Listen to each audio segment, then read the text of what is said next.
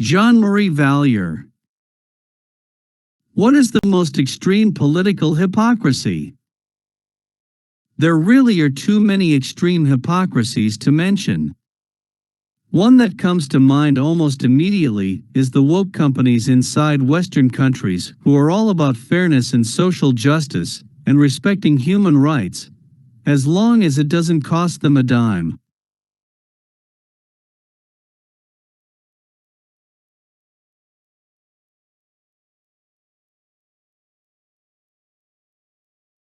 Here, look at this man, LeBron James. Great guy, right? Great athlete. He's all about social justice, treating other people well. He believes you should always stand up for human rights everywhere, no matter where you are.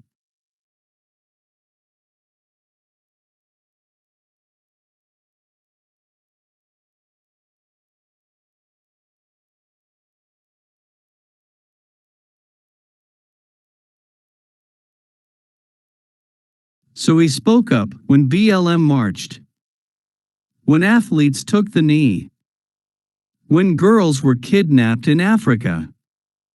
He stood up. He spoke up for justice around the world until a protest movement stood up in Hong Kong against the ever-increasing influence of China and their human rights and dignity being trampled. All of a sudden, LeBron went quiet.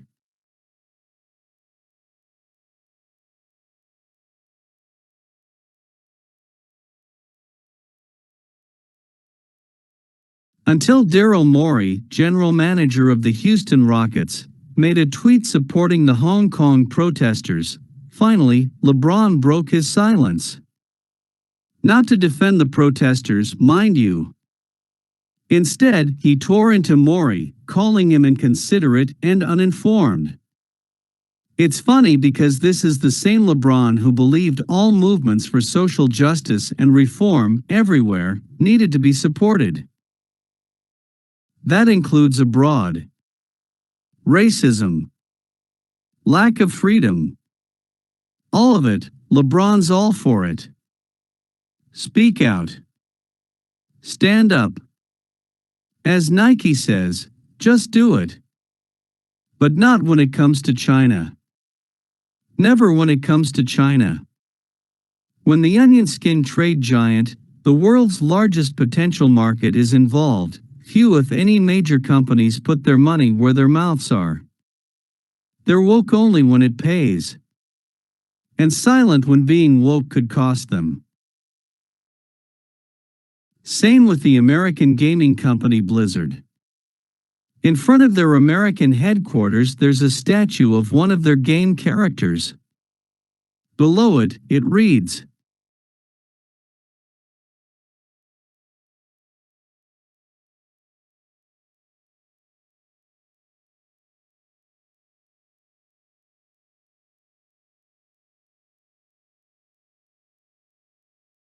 "Every voice matters to Blizzard."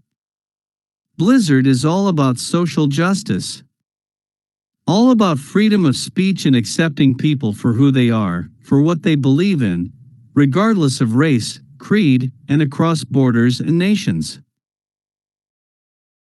Until in October 2019, Chung Ying-wai won a gaming tournament organized by Blizzard. In his acceptance speech, he gave a shout-out to the Hong Kong protests and expressed his support for their movement.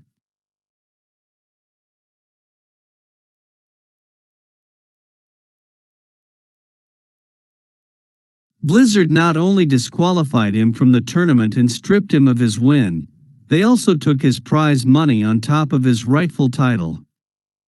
All because they were afraid to offend the Chinese government and lose access to the Chinese market.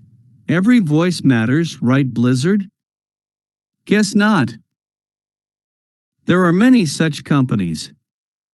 Too many examples to count, and it's both saddening as well as infuriating.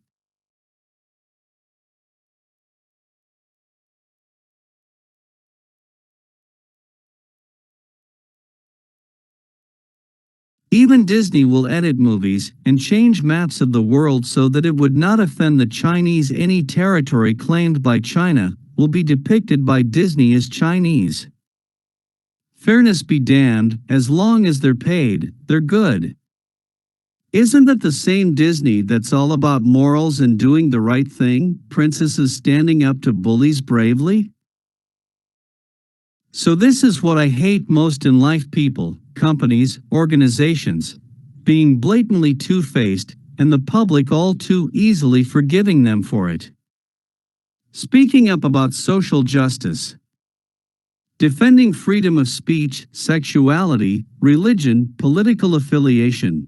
Unless China's involved. Never criticize China. You'll be silenced in a heartbeat by the wokest of companies. 172.5K views. View 9,600 upvotes.